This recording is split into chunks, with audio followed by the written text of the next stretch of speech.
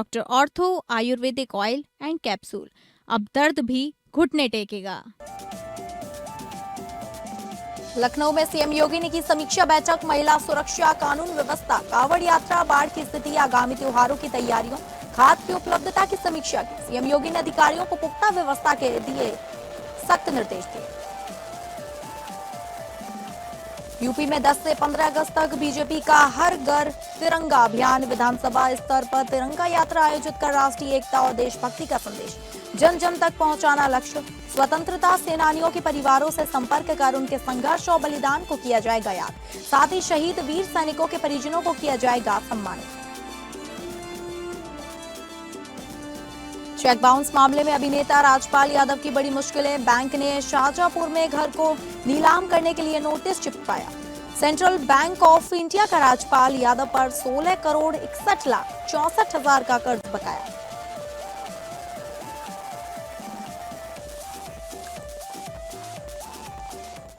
नमस्कार, आप सभी का बहुत स्वागत है उत्तर प्रदेश बुलेटिन में और मैं हूं आपके साथ अंकिता सिंह। शुरुआत करेंगे बुलेटिन की। महिला सुरक्षा सर्वोच्च प्राथमिकता, मिशन शक्ति को और प्रभावी बनाए, बाढ़ प्रभावित क्षेत्रों में राहत कार्यों में न आए कोई कमी, तटबंधों की सुरक्षा बढ़ाएं, कटान प्रभावित परिवारों को मिले तत्काल राहत।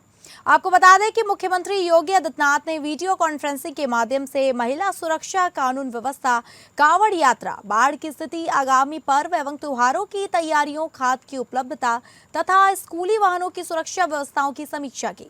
मुख्यमंत्री योगी ने कहा कि कांवड़ यात्रा आस्था, अनुशासन और सामाजिक समरसता का महापर्व है। इसके शांतिपूर्ण और व्यवस्थित संचालन में किसी प्रकार की बाधा उत्पन्न करने वाले अराजक तत्वों के विरुद्ध जीरो टॉलरेंस की नीति के तहत कठोर कार्रवाई की जाए। भ्रामक और मिथ्या समाज फैलाकर माहौल बिगाड़ने के हर प्रयास का तत्काल तथ्यात्मक खंडन किया जाए। पवित्र धार्मिक आयोजनों में उपद्रव, अराजकता और गुंडागर्दी किसी भी स्थिति में स्वीकार नहीं की जाएगी। मुख्यमंत्री ने कहा कि आज जब समाज में जातीय विद्वेष फैलाने की साजिशें की जा रही हैं, ऐसे समय में लाखों श्रद्धालुओं की सहभागिता वाली कांवड़ यात्रा सामाजिक समरसता का प्रेरक उदाहरण बनकर सामने आई है। आज जब मैं भदोही के अंदर देखता हूं, कालीन के क्लस्टर को देखता हूं,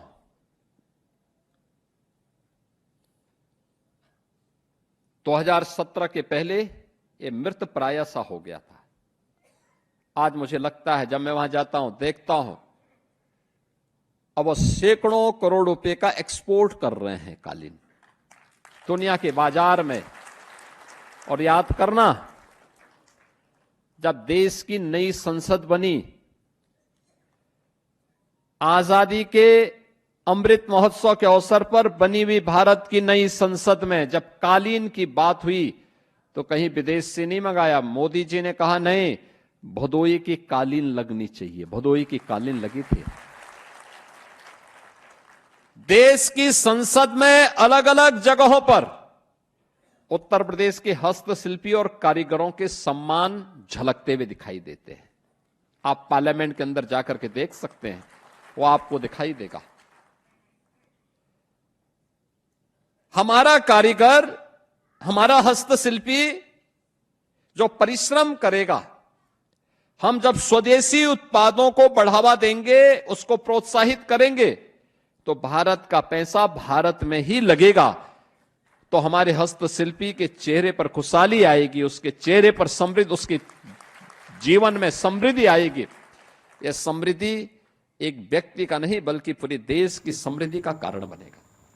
उत्तर प्रदेश में भारतीय जनता पार्टी स्वतंत्रता दिवस के अवसर पर 10 से 15 अगस्त तक हर घर तिरंगा अभियान और विधानसभा स्तर पर तिरंगा यात्रा आयोजित कर रही है। इस अभियान का मुख्य उद्देश्य राज्य भर में राष्ट्र प्रेम, राष्ट्रीय एकता और देशभक्ति का संदेश जन जन तक पहुंचाना है।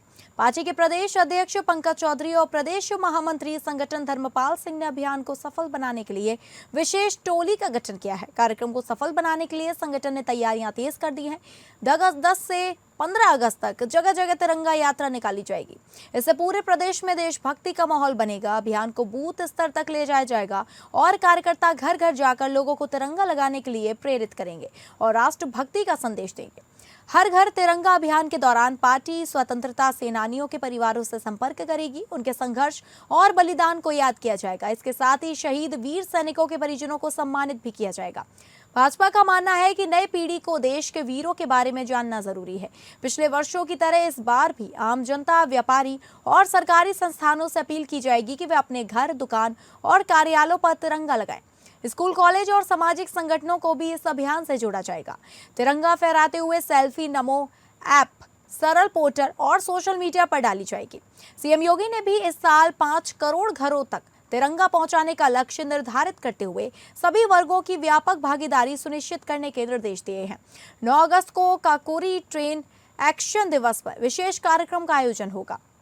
वहीं 9 से 15 अगस्त तक स्वतंत्रता संग्राम से जुड़े स्मारकों और स्मृति स्थलों पर कार्यक्रम आयोजित होगा।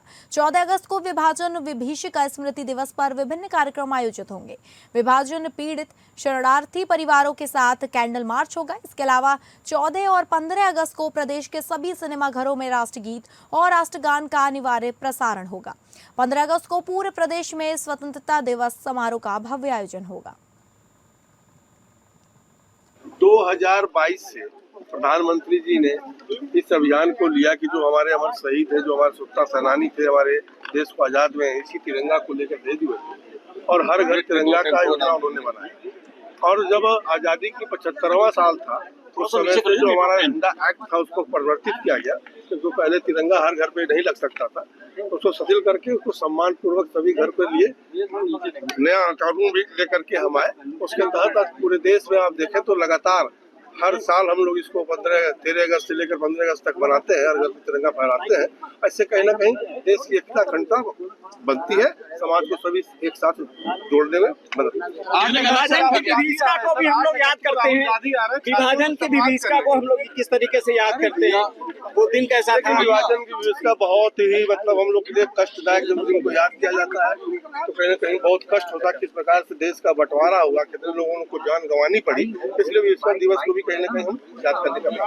8 अगस्त को राहुल गांधी आ रहे हैं छात्रों से संवाद करने। पीलीभीत जिलाधिकारी ज्ञानेंद्र सिंह की अध्यक्षता में विकसित भारत जी रामजी अधिनियम 2025 के प्रावधानों एवं क्रियान्वयन को लेकर पंच सम्मेलन का आयोजन गांधी सभागार में किया गया। वहीं सम्मेलन में विकसित भारत जी रामजी अधिनियम 2025 के मुख्य बिंदु एवं विशेषताएं, योजना का उद्देश्य, शासन संरचना, बजट एवं वित्त पोषण के बारे में जानकारी दी गई। जिलाधिकारी ने कहा कि योजना का मुख्य उद्देश्य ग्रामीण युवाओं और श्रमिकों को गांव में ही रोजगार उपलब्ध कराना है, जिससे शहरों की ओर होने वाले पलायन पर रोक लग सके। योजना के तहत 125 दिन के रोजगार का प्रावधान तथा प्रतिदिन ₹300 मजदूरी तय की गई। उन्होंने विकसित भारत के संकल्प को साकार करने के लिए युवा एवं महिला सशक्तिकरण एवं मुख्यमंत्री युवा उद्यमी विकास अभियान को बढ़ावा देने पर जोर दिया। उन्होंने कहा कि स्वयं सहायता समूह के माध्यम से महिलाओं को रोजगार से जोड़कर आर्थिक रूप से सशक्त बनाया जाए। उन्होंने ग्राम प्रधानों को संबोधित करते हुए कहा कि अपने अपने गांव की आधारभूत संरचनाओं को और बेहतर बनाएं। विद्यालय, ग्राम सचिवालय, आंगनबाड़ी केंद्र को बेहतर व स्वच्छ बनाएं।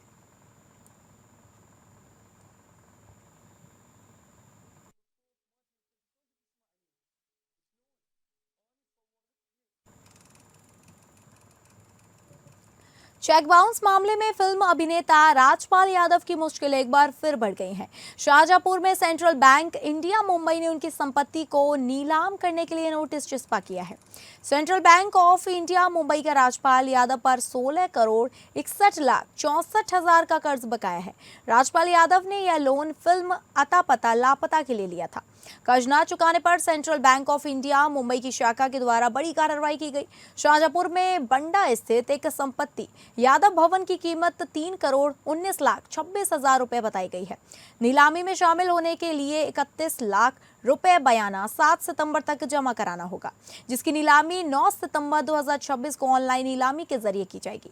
राजपाल यादव ने लोन में अपनी पत्नी राधा यादव और अपनी मां गोदावरी यादव की संपत्तियों को गारंटी के तौर पर मर्ज किया गया था, जिसके चलते central bank of India Mumbai ने शाहजहांपुर के उनकी एक संपत्ति को नीलाम करने की कार्रवाई की है, जिस कंपनी के मालिक का चेक बाउंस हुआ था।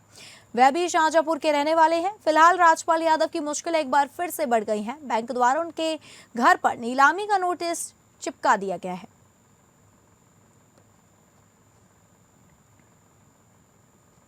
गजरौला के जुबिलैंड फैक्ट्री द्वारा आसपास के ग्रामीण क्षेत्रों में छोड़े जा रहे विषैले पानी को लेकर भारतीय किसान यूनियन संयुक्त मोर्चा 166 दिन से सवाजपुर हाईवे किनारे टेंट लगाकर धरना दे रहा है। किसानों की मांग पर जुबिलैंड ने उनके खेतों में कई ट्यूबवेल और नाईपुरा गांव में 32 लाख की लागत से आरओ प्लांट लगवाने के लिए बिल्डिंग का निर्माण कार्य कराया था, लेकिन पहली बारिश में ही सस्ते निर्माण की वजह से यह बिल्डिंग भरभरा कर गिर गई। गनीमत रही कि कोई बड़ा हादसा नहीं हुआ। ग्रामीणों का आरोप है कि 32 लाख की लागत वाली इस बिल्डिंग में ना कोई पिलर है और ना ही कोई सपोर्ट दिया गया है। पूरी बिल्डिंग कच्ची और घटिया ईंटों से बनाई जा रही है। ग्रामीणों ने कहा कि विकास के नाम पर उन्हें गुमराह किया जा रहा है और जुबिलैंड के कुछ भ्रष्ट कर्मचारी मनमानी कर रहे हैं। उन्होंने चेतावनी दी कि अगर निर्माण में सुधार नहीं हुआ तो आने वाले समय में बड़ा हादसा हो सकता है। फिलहाल किसान संगठन ने मामले की जांच कराकर दोषियों पर कार्रवाई की मांग की है। आरओ प्लांट बनना था, 2 दिन बने हुए हैं, ओनली 2 दिन, और 1 दिन की बारिश में गिर गया 32 लाख की लागत से। सुना है हमने। अच्छा, कौन किस ठेकेदार के अंडर में बन रहा है? ये तो लोग मिस्त्री तो बूंदी सर को बता रहे हैं, मगर उनका कोई इसमें रोल नहीं है। हमने तो ये सुना था वार्ड मेंबर के अंडर में बनना है। वार्ड मेंबर कौन है आपका? वार्ड मेंबर चरण सिंह है, मगर उन्होंने साफ इंकार कर दिया मेरे अंडर में कोई चीज नहीं बनी। गाजीपुर में मिलावटी और मानक विहीन खाद्य पदार्थों के खिलाफ प्रशासन ने बड़ी कार्रवाई की है। खाद्य सुरक्षा एवं औषधि प्रशासन यानी FSDA की टीम ने जिले के कई आटा मिलों और दुकानों पर एक साथ छापेमारी कर 9 नमूने जांच के लिए संग्रहित किए हैं। इतना ही नहीं, मानकों पर खरा न उतरने के संदेह से 1454 किलोग्राम गेहूं का आटा भी सीज किया गया। अब लैब रिपोर्ट के आधार पर संबंधित कारोबारियों के खिलाफ सख्त कानूनी कार्रवाई होगी। दरअसल गाजीपुर में खाद्य सुरक्षा एवं औषधि प्रशासन की टीम ने मिलावटी और मानक विहीन खाद्य पदार्थों के खिलाफ विशेष अभियान चलाते हुए जिले की 9 आटा निर्माण इकाइयों और दुकानों पर छापेमारी की। अभियान के दौरान अधिकारियों ने कुल 9 नमूने लेकर उन्हें जांच के लिए खाद्य विश्लेषक प्रयोगशाला भेज दिए। जांच के दौरान टीम ने डेमा स्थित अर्चना एग्रो इंडस्ट्रीज से 1376 किलोग्राम तथा बिरनो स्थित चौधरी इंटरप्राइजेज से 78 किलोग्राम गेहूं का आटा जब्त किया था। इस तरह कुल 1454 किलोग्राम आटा, जिसकी अनुमानित कीमत 36,740 रुपए बताई गई है, सीज कर दिया गया।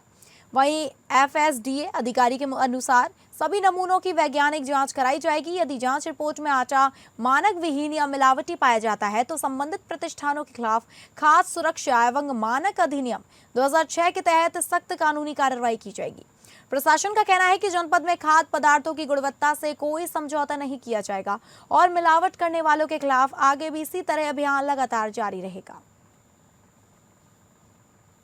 खाद्य सुरक्षा औषध प्रशासन उत्तर प्रदेश लखनऊ के आदेश पर एवं जिलाधिकारी महोदय के निर्देश पर सघन कार्यवाही चल रही है। दिनांक 4 अगस्त से जो है 6 अगस्त तक के लिए इसमें जो है विशेष करके जो है आटा मिलों जो है जांच करनी है कि यहाँ अगर कोई अब मिश्रक तो नहीं मिलाया जा रहा, क्योंकि न्यूज में आया था कि सेलखड़ी मिलाई जा रही है या जो है चावल खुर्दी।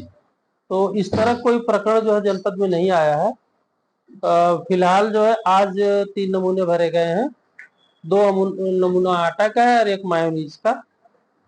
कृष्णानगर जंगीपुर जो है बाबा विश्वनाथ फ्लोर मिल से आटे का नमूना भरा गया है और बीरापाक करंडा से DKR सर्विसेज प्राइवेट लिमिटेड से भी आटे का नमूना भरा गया है। बुलेटिन में आगे बढ़ेंगे, जहां यूपी के कौशाम्बी पुलिस ने दोस्ती की आड़ में की गई लूट का सनसनीखेज खुलासा किया है।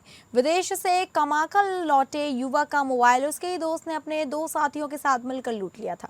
आरोपियों की योजना मोबाइल के जरिए नेट बैंकिंग का इस्तेमाल कर पीड़ित के खाते से 10 लाख से 15 लाख रुपए उड़ाने की कोशिश थी।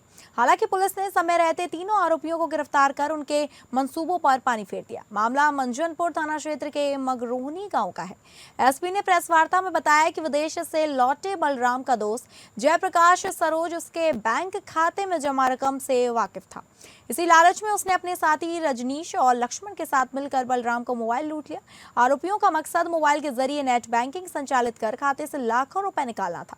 घटना के बाद पुलिस ने सर्विलांस, तकनीकी साक्षी और मुखबिर की सूचना के आधार पर कार्रवाई करते हुए तीनों आरोपियों को गिरफ्तार कर लिया। पूछताछ में आरोपियों ने अपना जुर्म कबूल लिया है। पुलिस ने लूटा गया मोबाइल भी बरामद कर लिया है। वहीं एसपी ने बताया कि यदि समय रहते आरोपियों की गिरफ्तारी नहीं होती तो वह पीड़ित के खाते से 10 से 15 लाख रुपए निकाल सकते थे। तीनों आरोपियों को न्यायालय में पेश किया गया, जहां से उन्हें न्यायिक हिरासत में जेल भेज दिया गया। पुलिस मामले में आगे की विधिक कार्रवाई भी कर रही है।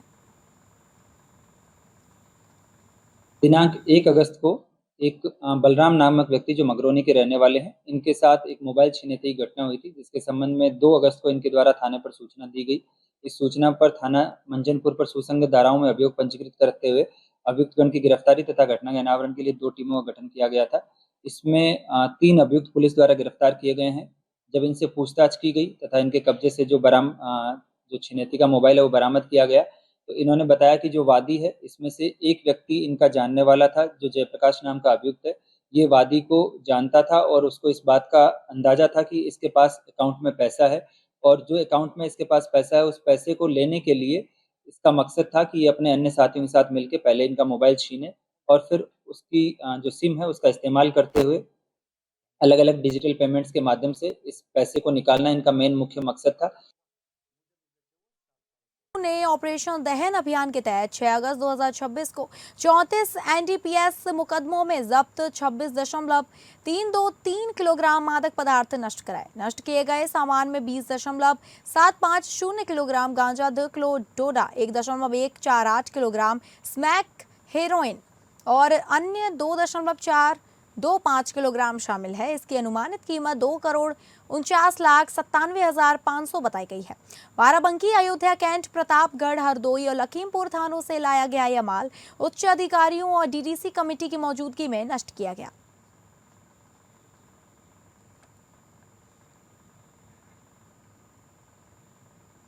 प्रतापगढ़ के एसपी दीपक भूकर के निर्देशन में अपराध और अपराधियों के खिलाफ अभियान जारी है। पुलिस मुठभेड़ में एक अभियुक्त के पैर में गोली लगने से घायल हो गया, जिसे पुलिस ने गिरफ्तार कर लिया।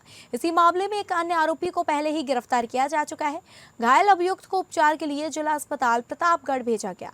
अभियुक्त के कब्जे से चोरी किए गए सोने और चांदी के जेवरात, एक अवैध तमंचा, 315 बोर, एक जिंदा कारतूस और 2 खोखा कारतूस बरामद किए गए। पुलिस अधीक्षक प्रतापगढ़ दीपक भूकर के निर्देशन में अपराध एवं अपराधियों के विरुद्ध चलाए जा रहे अभियान के क्रम में अभियुक्त की गिरफ्तारी के लिए जलपा नहर सैफाबाद के पास वाहन चेकिंग की जा रही थी। इसी दौरान मोटरसाइकिल सवार डब्लू वर्मा को रोकने का प्रयास किया गया। पुलिस टीम को देखकर अभियुक्त द्वारा पुलिस पार्टी पर जान से मारने की नियत से फायरिंग करते हुए भागने का प्रयास किया गया। पुलिस टीम द्वारा तत्परता से पीछा कर घेराबंदी की गई। आत्मसात पुलिस द्वारा की गई जवाबी फायरिंग में अभियुक्त के दाहिने पैर में गोली लगी, जिसके उपरांत उसे घायल अवस्था में गिरफ्तार कर पुलिस अभिरक्षा में उपचार हेतु जिला अस्पताल प्रतापगढ़ भेजा गया। थाना आसपुर देसरा पुलिस द्वारा आज जलपा नहर सैफाबाद के पास एक व्यक्ति डब्लू वर्मा निवासी कंधई को पुलिस मुठभेड़ में गिरफ्तार कर लिया गया है। उक्त व्यक्ति दिनांक 2 अगस्त 2026 को अमरगढ़ किले में हुई घटना में संलिप्त था व उससे संबंधित आभूषण उसके पास से बरामद हुए हैं। घायल को इलाज हेतु नजदीकी अस्पताल भेजा गया है व घटना में संलिप्त अन्य अभियुक्तों की तलाश जारी है। पीलीभीत पुलिस को स्नैचिंग और टप्पेबाजी करने वाले गिरोह के खिलाफ बड़ी सफलता मिली है। थाना बीसलपुर पुलिस ने स्नैचिंग की घटनाओं में शामिल 2 शातिर अभियुक्तों को अवैध तमंचे, कारतूस और लूट के पीली धातु के साथ गिरफ्तार किया है। वहीं ठप्पेबाजी की घटना का खुलासा सहायक पुलिस अधीक्षक के द्वारा किया गया। खुशाला करते हुए बताया गया कि मामला 3 अगस्त 2026 का है। थाना बिलसंडा क्षेत्र के मार चौराहे के पास बाइक सवार 2 अज्ञात लोगों ने एक महिला के कान के कुंडल झपट लिए थे। इस मामले में थाना बिलसंडा में मुकदमा दर्ज किया गया। पुलिस अधीक्षक पीलीभीत सुकीर्ति माधव के निर्देशन पर गठित टीमों ने तकनीकी साक्ष्य और मुखबिर की सूचना के आधार पर 6 अगस्त को थाना बीसलपुर के रामलीला ग्राउंड के पास से दोनों आरोपियों को धर दबोचा। पुलिस पूछताछ में दोनों ने कबूल लिया कि उन्होंने एक महिला को बहला फुसलाकर उसके कानों से कुंडल उतारकर टप्पेबाजी की थी। दोनों पर बीएनएस और आर्म्स एक्ट की कई धाराओं में मुकदमा दर्ज है। आरोपियों पर हमले से भी लूट और स्नैचिंग के मुकदमे दर्ज है। जनपद पीलीभीत में 2 घटनाएं बैक टू बैक हुई। सबसे पहली घटना 4 जून को थाना बीसलपुर क्षेत्र अंतर्गत 2 महिलाओं के द्वारा सूचना दी गई कि उनके साथ एक टप्पेबाजी की घटना हुई है, जिसमें कि दो पुरुष बाइक पर आए और उन महिलाओं को रिटर्न का प्रॉमिस करके उन लोगों ने उनके कुंडल ले लिए धोखेबाजी से। और दूसरी घटना 3 अगस्त की है थाना बिलसंडा में, जहां पे एक महिला के द्वारा सूचना दी गई कि 2 लोग मोटर बाइक पे आए और उन्होंने उसके कुंडल छीनकर वहां से भाग लिए। पुलिस अधीक्षक महोदय और अपर पुलिस अधीक्षक महोदय के नेतृत्व में कार्रवाई करते हुए थाना बिलसंडा की टीम के द्वारा इसमें 2 अभियुक्तों की अब तक गिरफ्तारी करी गई है, जिनका नाम है अभिषेक और दूसरे अभियुक्त का नाम है संजीव। दोनों ही थाना बीसलपुर के रहने वाले हैं और इस प्रकार की घटनाएं कारित करते रहते हैं, टप्पेबाजी की, कुंडल छीनने की जनपद में। इन दोनों की गिरफ्तारी 6 अगस्त को करी गई है और इनके पास से 2 अदद तमंचा, 2 जिंदा कारतूस। हमीरपुर जिले में योगी सरकार के आदेश के बाद सावन महीने में नॉनवेज की दुकानों पर प्रशासन ने सख्ती शुरू कर दी है। सदर कोतवाली क्षेत्र में पुलिस ने शहर भर में घूम घूम कर नॉनवेज की दुकानें बंद कराई। सड़क किनारे खुले में दुकानदार मीट की दुकानों में बिरयानी आदि बेच रहे थे। हमीरपुर शहर में पुलिस टीम ने बाजारों में जाकर दुकानदारों को सरकार के निर्देशों से अवगत कराया और सावन भर दुकानें न खोलने और खुले में नॉनवेज नहीं बेचने की हिदायत दी। अचानक हुई इस कार्रवाई से नॉनवेज दुकानदारों में हड़कंप मच गया। वहीं कुछ लोगों ने सरकार के फैसले का समर्थन भी किया। फिलहाल सावन महीने तक शहर में नॉनवेज की बिक्री पर पूरी तरह प्रतिबंध और खुले में बिक्री पर रोक है। वहीं हिंदू नेताओं का कहना है कि अगर सावन के महीने में दुकान खोली जाती है और खुले में मीट बेचा जाता है तो प्रदर्शन किया जाएगा। देखिए, कहीं ना कहीं ये सीधे सीधे योगी जी को जो है आग दिखाने का काम कर रहे हैं। अगर सूबे के मुख्यमंत्री ने अगर आदेश किया 1 महीने के लिए, अगर बहुजन समाज की जो बहुसंख्यक समाज के लोग यहाँ रह रहे हैं, अगर उनको समस्या हो रही है, मान लीजिए, चूँकि सावन का महीना हमारे हिंदू धर्म के अनुसार बहुत पवित्र महीना माना जाता है और इसमें जो है लगभग पूरा सनातनी जो है कांवड़ लेके जाने का काम करता है और जो है मंदिरों में प्रतिदिन पूजा अर्चना होती है, जगह जगह जो है महामृत्युंजय के जाप होते हैं, शिव जी का जो है अभिषेक होता है, रुद्राभिषेक होता है। तो इन सबको देखते हुए अगर जो अन्य लोग हैं, अगर वो लोग नियमित जो है मांस मच्छी की दुकानें खोल रहे हैं, उससे कहीं ना कहीं जो है हमारी भावनाएं आग हो रही हैं। और मैं सरकार से मांग करता हूं, जो भी आपके सदन की अवहेलना कर रहा है, शासन द्वारा पारित कानून की अवहेलना कर रहा है, उनके ऊपर कठोर कार्रवाई होनी चाहिए, तभी लोग चेतेंगे। अगर कार्रवाई नहीं होती तो बजरंग दल बहुत जल्द जो है इन दुकानों को बंद कराने का काम करेगा। बरेली में आला हजरत फाजले बरेलवी का 108वां उर्से रज़वी का आगाज परचम कुशाई की रम्स के साथ हो गया है। वहीं रात में नातिया, मुशायरा और हुज्जातुल इस्लाम के कुल शरीफ की रस्म अदा की गई।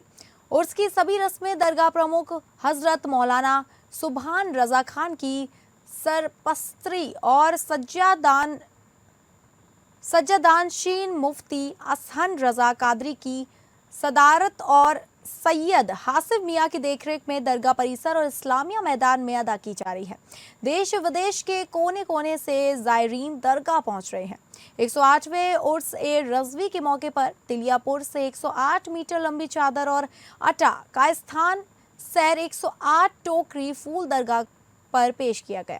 अकीदतमंद पहले आला हजरत वेलफेयर ट्रस्ट के सदर मौलाना अब्दुल्ला रजा कादरी के पास पहुंचे। उन्होंने दुआ करके चादरों के जत्थों को दरगाह की ओर रवाना किया।